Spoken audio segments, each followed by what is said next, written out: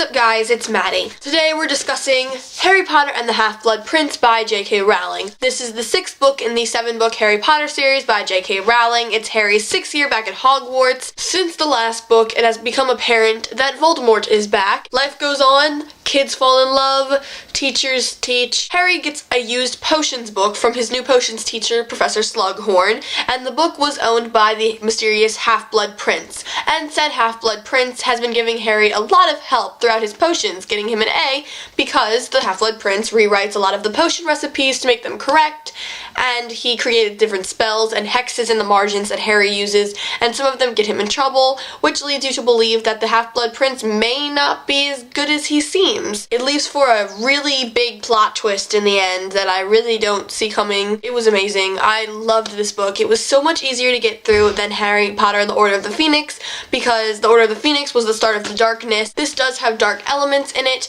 but it is not as heavy as in Order of the Phoenix, where no one believed him at all. I gave this 5 stars on Goodreads. I just really enjoyed it.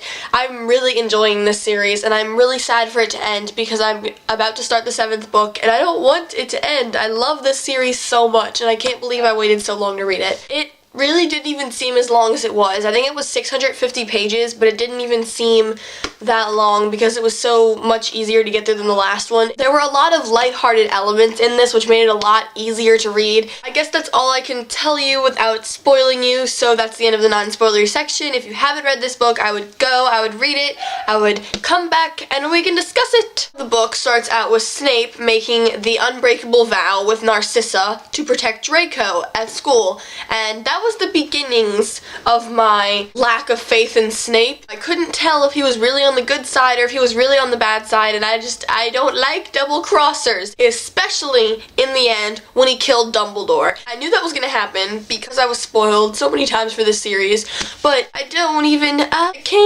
can't even. I don't like double-crossers in books. I mean, the worst part wasn't even that Snape was actually a Death Eater, but was the fact that Dumbledore had so much faith in him, and then he turned around and killed him, and he looked angry while he was killing him, but not angry that he was killing him, angry at Dumbledore, just for like being there and being alive. It was upsetting because Dumbledore is a wonderful character, and to see him go, Harry lost all of his father figures. He had his own father, who obviously died when he was 1, and then he had Sirius, and that's too soon. He doesn't even have Dumbledore anymore. I mean, he had Lupin, I guess, but Lupin isn't the biggest father figure in his life. He's practically alone now, even though he has all of his friends, and he has Mr. and Mrs. Weasley. Needless to say, I have a burning hatred for Snape now. I really hope someone kills him in the next book, and if he doesn't, well. Keeping on the subject of Snape, I really didn't see that coming, that he was the Half-Blood Prince, because it was so helpful to Harry at points, but then it didn't really help Harry at points. I just couldn't believe that something Snape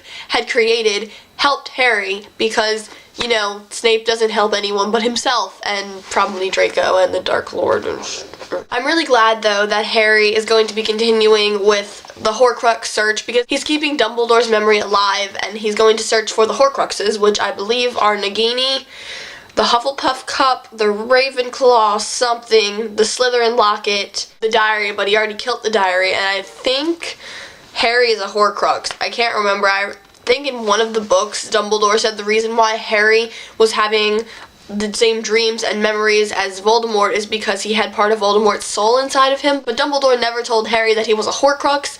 I don't know if he didn't want to scare him, or if he didn't know either, or maybe I'm just crazy and he's not a Horcrux. The memories in the Pensieve were some of the coolest things, because we really get an insight into Voldemort's past, and we get to see why he is the way he is.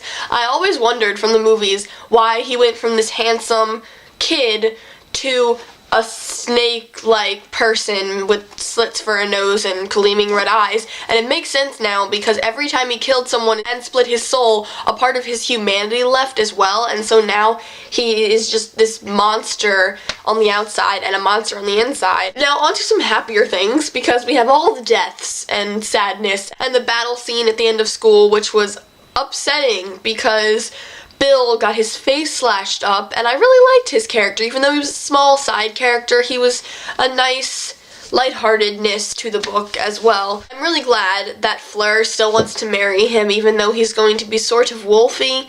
Now, she said that in front of Miss Weasley because now they have a better relationship and there won't be angst between them when there is so much going on in the world that's bad. Getting on with the happy things, I am so happy that Ginny and Harry are together-ish. Because they have to get back together in the 7th book, because I realized at the end Harry has to be noble and break up with her. I get that, but you need someone's shoulder in this time of distress to be able to lean your head on and hold and realize that there are good things in this world. Hinny, is it Hinny?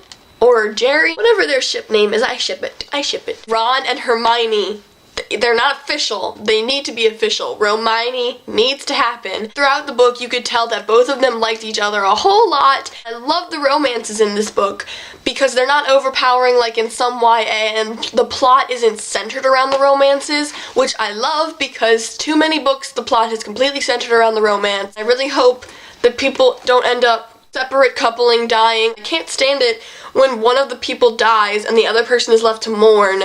It's just, no. In the end, when Harry and Dumbledore went to get the Horcrux from that cave, the Horcrux wasn't even real, and that Dumbledore had to go through drinking that entire potion and fighting off the Inferi. I think, though, that the letter inside of the Horcrux that was signed R.A.B. was from Romulus Black. If I'm not mistaken, Sirius had a brother named Romulus who was a Death Eater and who ended up dying, and I think he must have turned on Voldemort and decided that what he was doing was truly bad and wanted to steal the Horcrux from Voldemort. What did you think of this book? I really enjoyed it. If you've read this, leave your opinions down below in the comments and we can discuss it. I'm Maddie. Thanks for watching. I'll see you next time. Bye!